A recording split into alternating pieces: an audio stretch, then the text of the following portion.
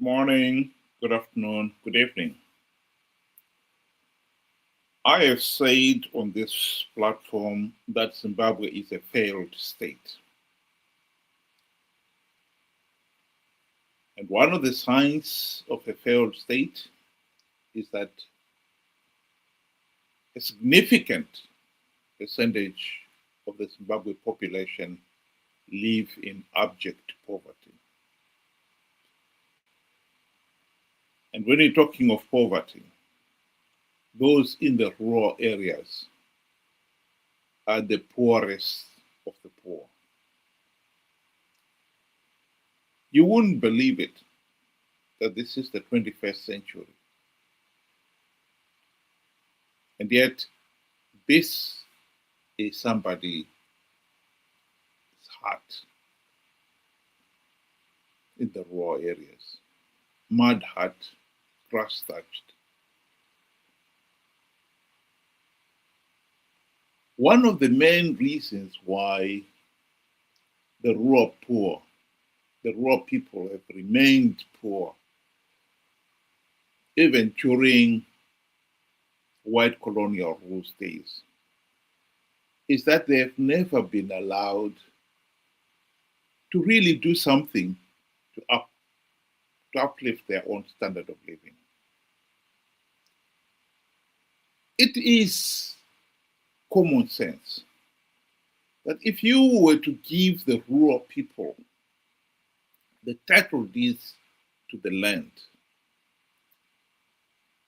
they will be able to spend more money improving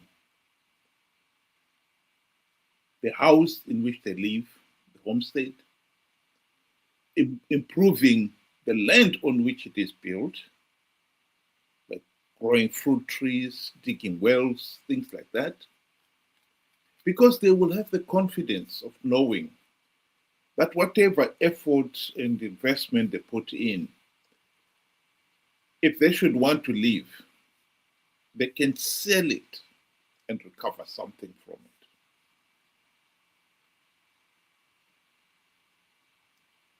Or when they die, they can leave it to their children and grandchildren. But when you do not have the title deeds, you do not own a piece of land.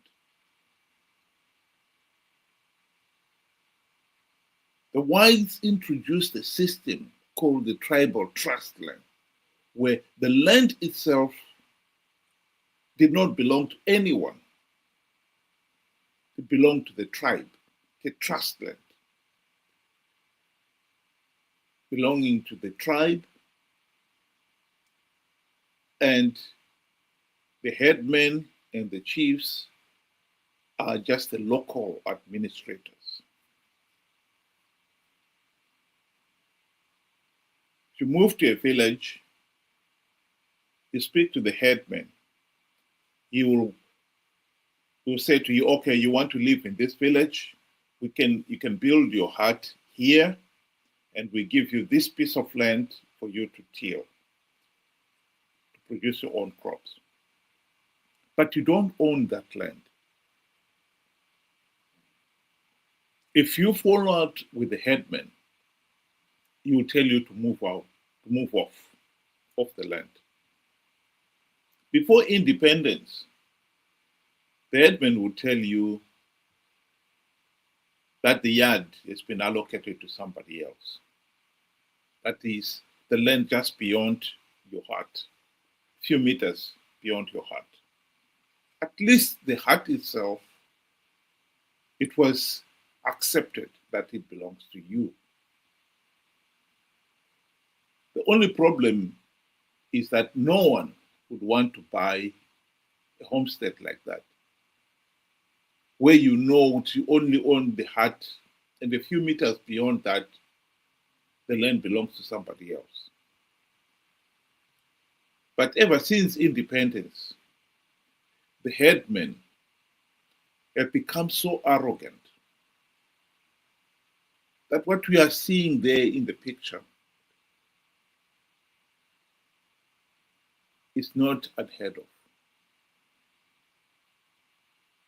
For whatever reason, the individual is no longer wanted in the village.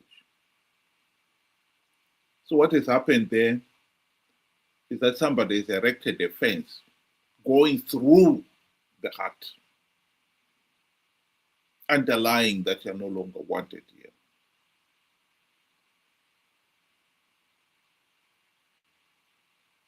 Anyone who has been familiar with this situation in Zimbabwe will tell you that land was at the heart of the fight for independence. It meant everything to the ordinary Zimbabwean. They realized all of a sudden with this tribal trust land that they do not own even the land. At least in the traditional system where the chief owned the land, and if he has given you the land, he would have good reason to come to you and say, no, you cannot stay here anymore. But with the coming of the whites, all that was changed. A new system came in, tribal trust lands, communal areas. And when the people begin to understand the implication of that, of course, they were disappointed. And so it became one of the big issues during the War of Liberation, the land. The tragedy is that did not change anything, as we can see. Because Zanu PF, after independence, stubbornly refused to give title deeds to the raw people. The ruling elite, Mnangagwa there, is standing in his farm, and you can see to the horizon.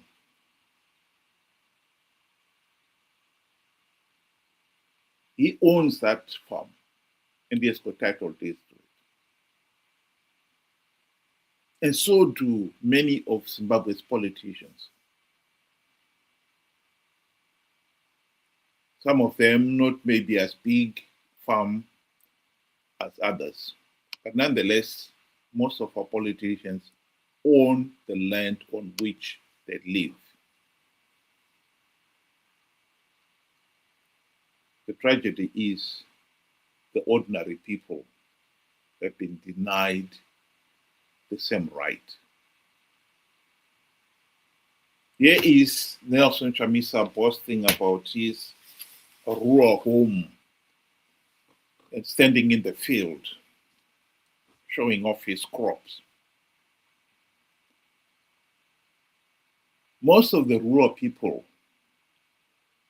the field you have this season, you may be taken away from you because you do not have any title deeds to the land. This has become a really sore point. Land to the rural people is everything. Forget about the vote. The vote means nothing to these rural people. Give them the land, that means something to them.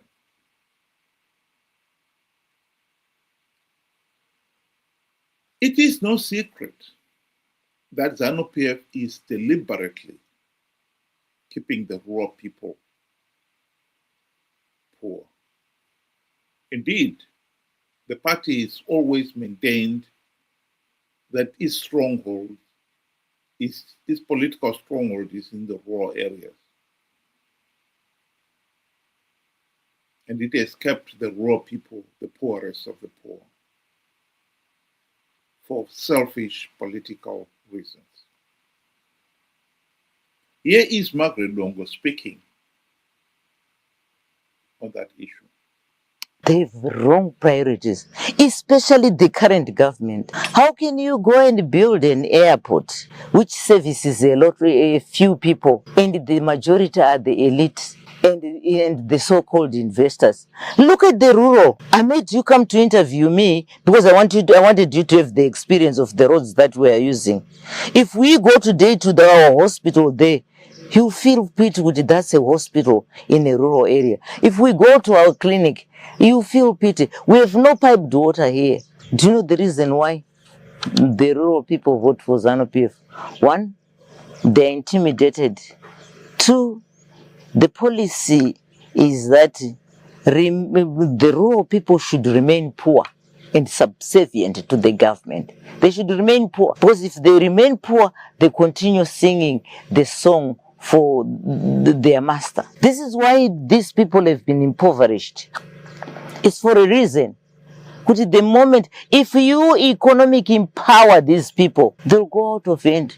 Zanu PF will never have control over them.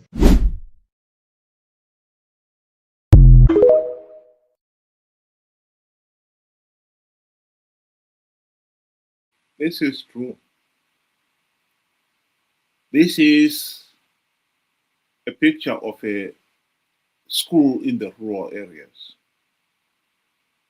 You wouldn't believe this is the 21st century.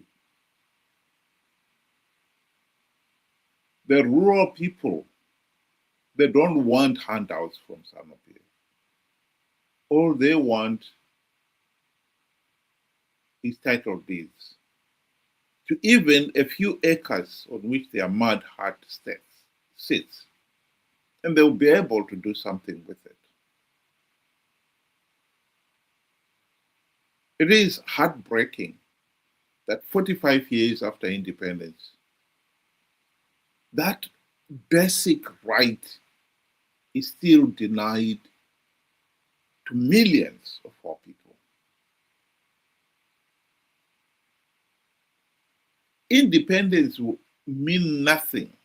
Freedom means nothing to these people until we free them from their present status, because they are no more than medieval serfs, beholden, forever beholden to the Zanu PF ruling elite and their proxies in the form of the headmen, the chiefs, the war veterans, and the Zanu PF youths.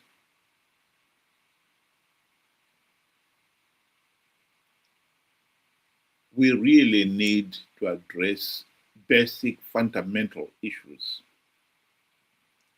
in Zimbabwe.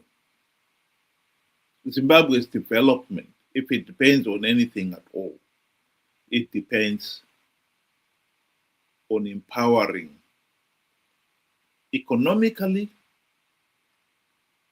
empowering the rural people.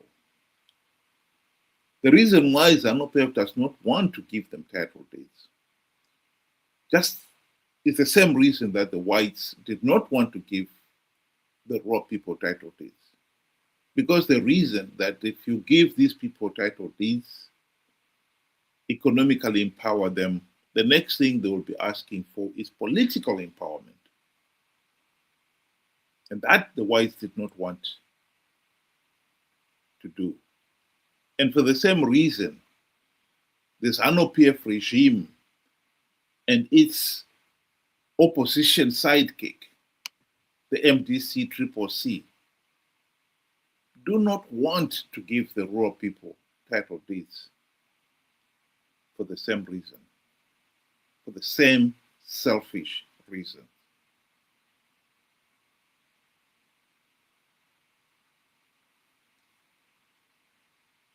We need to put an end to this madness. No one in the 21st century should ever have to call such a structure their home. No one.